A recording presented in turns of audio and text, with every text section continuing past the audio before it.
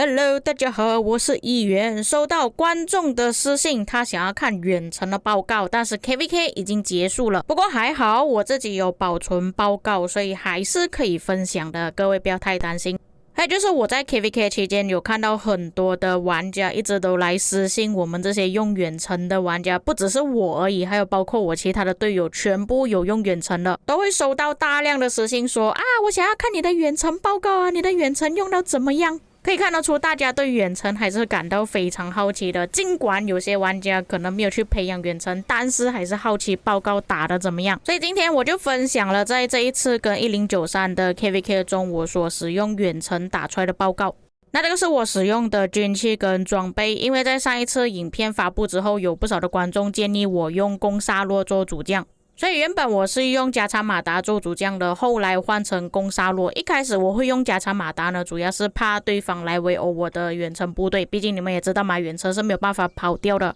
所以当时候98才会叫我用加长马达做主将。假设你们想要伤害高一点的话，肯定是用攻萨洛做主将，他的进攻天赋会比较痛一点。不过在前几个影片中我有说到那个终极天赋了，相信如果之后要出终极伤害的远程统帅的话，应该会用终极天赋，所以这两位统帅可能之后会变成副将。我也推测很大可能下一次出的远程统帅应该也是终极伤害统帅来的那么这里我所分享的报告呢，不光只是有好的报告而已，还有坏的报告，但我的远程部队被围殴的时候会变成怎样。在7月10日的时候，其实我是第一次用远程正式去野战，也就是说我带7队的，所以有可能表现得不是很好。但是稳定的情况下，不管是有被围殴还是没有被围殴的情况下，都是可以拿到200%的击杀比例。所以远程的报告还是很可观的，尤其是那时候刚开门的时候，我们是有被93的野战部队碾压的。但是出来的报告还是可以赚那么多，我觉得已经很好了。后来我就换成了攻萨洛做主将。那我个人感觉加长马达做主将跟攻萨洛做主将好像没有什么太大的差别，个人觉得而已啦。那这份报告各位也看到了，这个是后来被敌人给打死了，对方是赚了130万的击杀，但是你们可以看总击杀164万，也就是说如果我最后那一份报告没有被敌人给围殴致死的话，其实我还是可以赚很多的，就是被围殴之后才亏的。也可以看到，就算你后面被敌人给打死了，但是前面的报告有赚了不少来填补你后面亏的部分，变成击杀比例还是很可观的。这份报告也是被敌人给围殴致死，不过这边围殴的部队没有很多啊，也就只有1-2队而已，并且我这个时候的部队其实已经剩不多的兵力了，还是有236%的比例。后来当我使用习惯之后，就会看时机，感觉到对方的野战部队好像是要过来了，又或者是我的远程的位置比较危险的时候，就会慢慢的自己拉开。所以我后来的报告呢，都算是比较赚了，至少都有300%的击杀比例。不过我个人的习惯就是，当我的远程血量剩下黄血或者是红血的时候，就会回家换部队，而不是打到死。所以我的击杀比例可以维持在比较高的水平，然后可以看到每一次我的部队可能剩下30多万、40多万左右的时候，就回去换部队了。尽管我还有剩余这么多的部队，但是你们也可以看到我的报告还是很长的，是已经打了很多的敌人。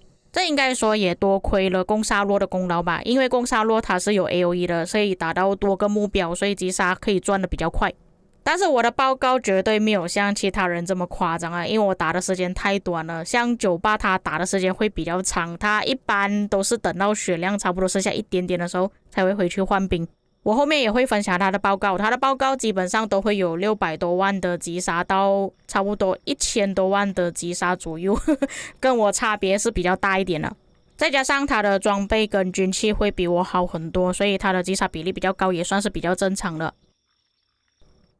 接下来就是分享98的远程了，它是有使用2队远程而且它都是有2个专属铭文，军器装备都比较好。下面就是他所打出来的报告，你们可以看到第一份报告就有多夸张了，他一份报告就已经赚了1194万的击杀比例。虽然击杀的百分比不算是特别高啊，这边有498%，但是他这个击杀积分是已经很夸张了。在前面也有说了，98它是有2队远程的，但是我看到他用加长马达跟攻萨洛的比例会比较高一点。他个人也比较推荐攻萨洛跟加长马达这2个远程统帅，其他2个好像不常推荐。但是如果你是无氪玩家，或者成本想要低一点的玩家可以选择老虎跟贡萨洛。当然最好的搭配还是贡萨洛跟加查马达，而且也要考虑到未来如果远程真的是出终极天赋的话，要搭配这2位统帅也比较好。那这边你们可以发现到98他所打出来的报告都是连贯性非常长的，这个可能是因为他用电脑玩的关系，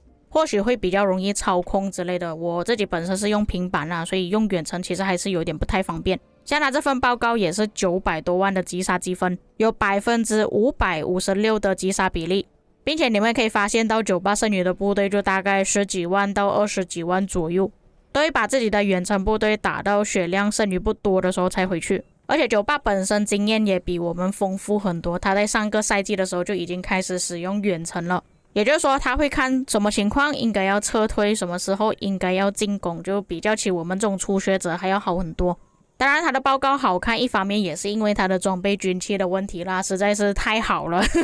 相信大部分的玩家应该都没有像他有这么好的装备跟军器啦。不过紫色的装备是肯定可以使用的，各位不要太担心。只不过我们 KVK 的定位就是在先锋的关系啊，所以使用的装备跟军器普遍会比较好，不管是我方还是敌方也好。那这边也是顺便说一下我对远程的想法，还有哪一些玩家应该要去使用远程。那如果你是 CD 主王国的话，其实我是不太建议你使用远程的。首先我们会获得这样子的报告是因为我们有野战的固定地点。什么意思呢？就是说我们打团战的时候会固定在一个地方，不会有太多的拉扯，或者是有追击的动作，可能你的战场不会固定在一个地方，会移动。毕竟远程的机动性是真的很糟糕的，你们一直来回动的话，它是根本没有办法去攻击到敌人，一直要拆了又建，拆了又建。与其你使用远程，还不如用近战的统帅去追击敌人。但假设你的王国定位是先锋 AB 组的话，使用远程是绝对没有问题的。就如我画面所演示的一样，我们野战的战场是固定在这个地方，不会有太多的移动，只是需要找一个比较安全的地方放置你的远程统帅，然后你的近战统帅一样的攻击敌人就可以了，不需要太担心。而且你们也可以看到我这个环境就是正常的野战而已。那当敌人冲过来打我的远程的时候怎么办？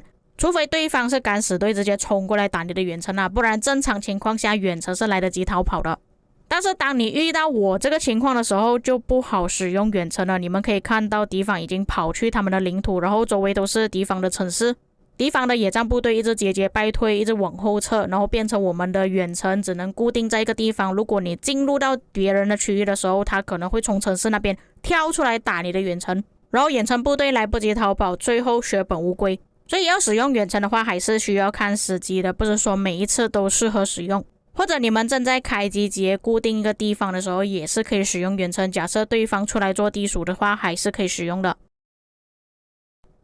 以上就是我所分享的远程报告，还有一些小贴士。再次声明，我没有强制大家去使用远程啊，只是分享给那些对远程报告很好奇的观众去看而已。要不要去培养远程还是要看你们自己玩家的能力还有王国的等级。以上就是本期内容，至于各位有什么看法可以在评论区给我知道。我们下个影片再见。